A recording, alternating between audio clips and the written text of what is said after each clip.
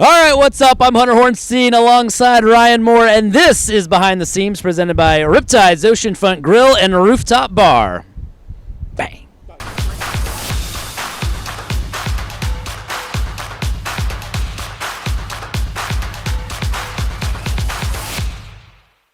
All right, what's up? We're back for another episode of Behind the Seams. It is episode 2, season 3.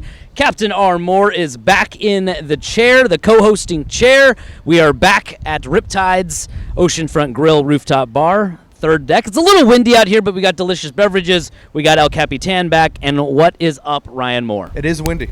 It is windy. Feels good, though. It feels great. Birds are hot.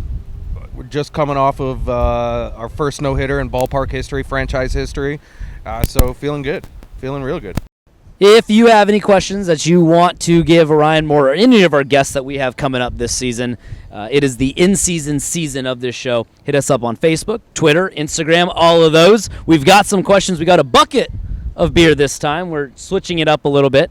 No mega mixed drinks, mega mug mixed drinks. We're going a little Corona's actions here. It felt like a Corona day. Sit back and relax.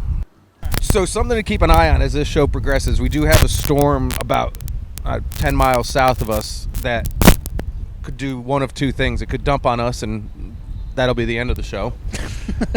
Or hopefully what we'll see is it come across the line here, but you can see the red flag out there today. A single red, so some danger, but they're not keeping people out of the water. It's kind of how it goes out here, too, though. What flag are you most scared of? What's the one with the big rip? No. Sorry, no, not the big rip. The blues with the animals. Yeah, the blue is my scariest one. Yeah, the blue when there's something in the water. Obviously, there's something always in the water, but when they have visual confirmation that hey, we saw something out there, because that's not our domain. We're visitors to the ocean. A lot of times it can mean jellyfish. Not a big fan of the old sting of the jelly. Same not here. a big fan. Same here. All right, let's get right back into these questions. Here we go. Just in case that we do get dumped on. Away we go. Oh, and this is fitting. We're leading it off with Eric from Facebook, and Eric wants to know, Ryan, what is your beach starter pack? For me, you got to have the chair. Okay. You got to have a cooler. Okay. You got to have a bag. Okay. Umbrella is handy to have. And nowadays, I've got 2 kids, so I pretty much bring a wagon of junk. Suntan lotion, snacks, beach games, a jar to put the shark's teeth we find. We got a pretty good setup. We can get down in one trip. I think that's the goal for most beachgoers here is make it in one trip so you don't have to lug everything down and then go back up to the car, golf cart, whatever, however you got down to the beach. Multi-use bags, like the cooler backpack or anything with wheel, like that kind of stuff is your friend. I know it's not the most sexy sometimes, but the more you can pack together in one go, you got it. Throw looks out the window. This isn't for show. This is not a show. You just got to be efficient. Last thing you want to do is get down to the beach and say, oh, shoot, I forgot something. The biggest thing I forget is my speaker. I'm notorious for forgetting the speaker. And that's not enough to get me to go back. But if I have to go back for something else, I'll grab the speaker. But in any case, if you are making your plans out to join us, come on down. Have some fun. The beach is a good one. And you can find me. If you see the Pelicans golf cart parked at a beach access, I'm within 20 yards of that beach access point. Come down and say hello. There you go. You got an open invite to say hello to Ryan Moore when he's down on the beach. As we move right into this next question, Greg from Twitter. Hey, Moore, I saw that the Birds threw a no-hitter. How many have you seen in your life? How exciting was that for it to happen at home? It's extremely exciting to see it at home. That's the second one that I've seen. That's the first one that I've been a part of through work. I saw Ubaldo Jimenez throw one against the Braves when he was a Rocky, probably circa 2012, 2013 era. Saw that one with my good buddy Josh Hawley, who a former Pelicans employee as well. And then the other night, the combined no-hitter. Wish I could have seen more of the actual game. I think, to be fair, it was lost on a handful of people that what was actually going on because of the jinx potential of talking about it. If you weren't plugged into the game, you might not have noticed that there was a no-hitter going. But I did hear that Sam put out some tweets that may have caused some frustrations if things had gone in another direction. But I didn't see that till after the fact. Poor Sam. This is behind the scenes. Yeah. No, absolutely. I'm going to be honest with you. I did not realize what was going on until I saw those tweets just from the notifications on my phone. But even after that, it really wasn't until the 9th inning when I was done with Slider in the bottom of the 8th where I realized I should probably stay down here.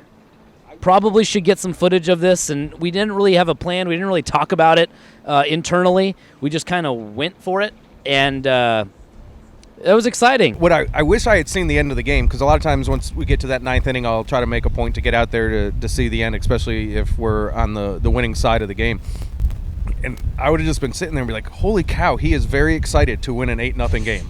Like, wow. Like, that emotion. And especially Rindle's reaction. Yeah, where, like, the double fist bump, he spiked the glove. Ethan Hearn's just screaming into the air behind home plate. I would have liked to know how long it would have taken me to realize that. But that would have been great. What is going on? They're really excited to win 5 out of 6 against the Fireflies.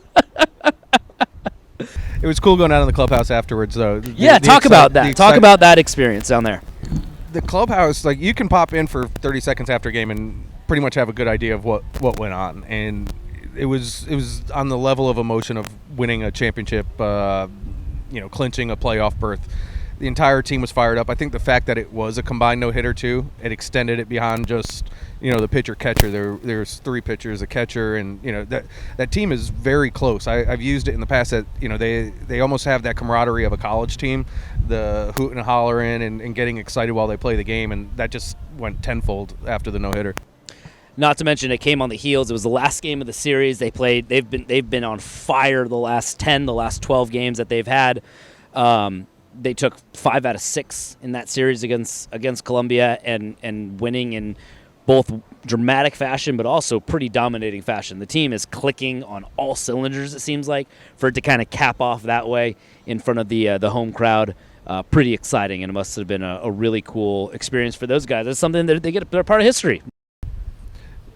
After going down to the clubhouse, went and congratulated Buddy and asked him how many he's been a part of, and he's like, I can't remember. There's been so many. There's been a few. I think the first one was like in 1982. By the way, that's quite the humble brag. Yeah, I can't remember how many no-hitters I've been a part of. But what he could remember is that he'd never been no-hit against as a manager, and he believes that he only, as a player, one time early on in his career, his team was no-hit. Wow. So me saying this and our team getting no hit is not going to be a good look, because it hasn't happened in 24 years of the Pelicans, I believe. If there's another team out there that can bring up some history to say that we've been no hit, we have not been able to find any record of that. Goodness gracious. Speaking of Buddy Bailey, 2,222 wins by the time this episode airs. Pretty incredible. Not sure when it's going to happen, but by the time this episode airs, it will have happened. Did we already do the math? How many wins? It's like 15 or something like that.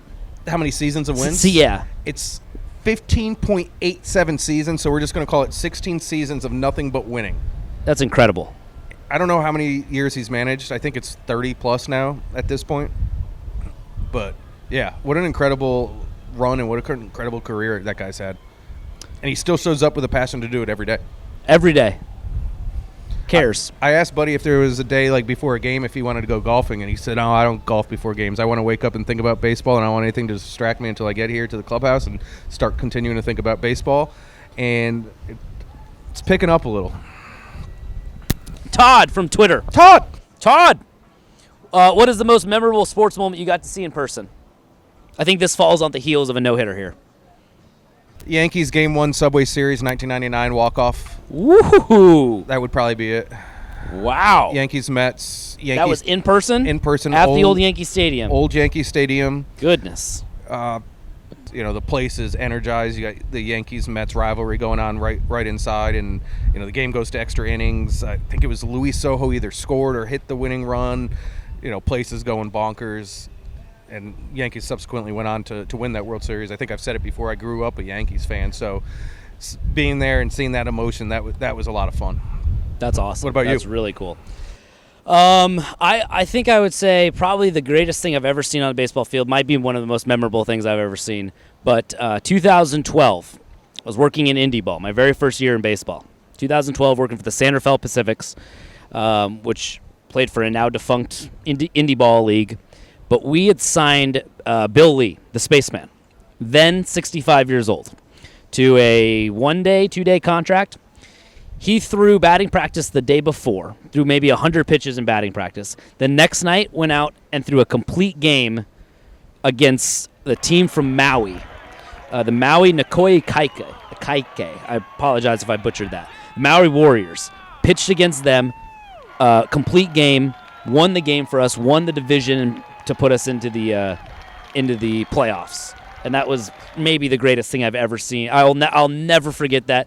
That's cool. Sold out, tiny little ballpark here in the middle of downtown San Rafael, California.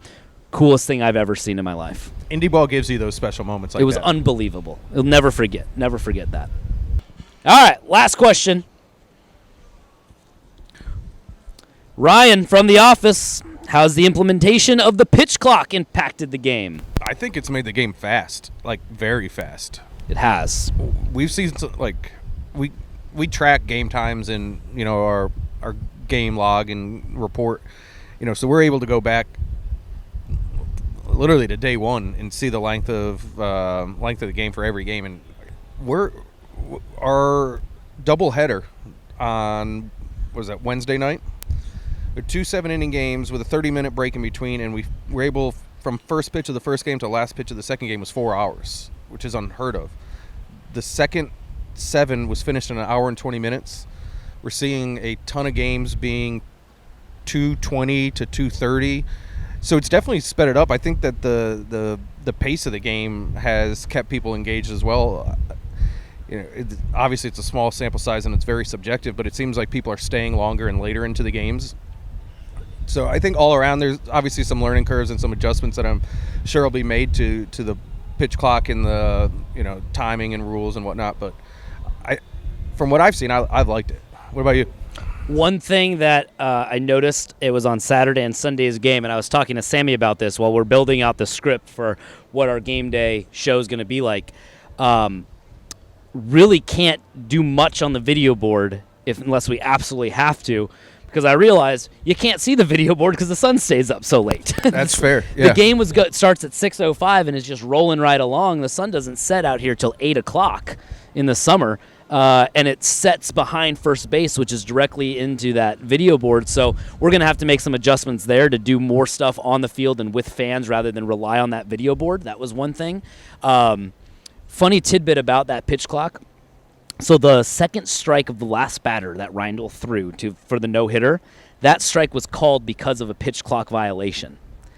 And I actually did not realize that. I was down in the dugout filming, and I did not realize that. And I almost didn't press record on the second, in time, thinking, oh, this will just be the second pitch of it, not realizing that he had 2 strikes on him because of that pitch clock violation. And so I'm glad I got the strikeout, but you're already seeing it kind of pay some dividends in that sense. I think it's a little quirky, like you said. There's going to be things that they got to smooth out, but from our standpoint, a behind-the-scenes standpoint, Saturday and Sunday games, double headers, expect to see a lot more stuff activated on the field and with fans rather than relying on the video board. And also our speed of things on field has to go a lot faster just because we have to be cognizant of the time restraints.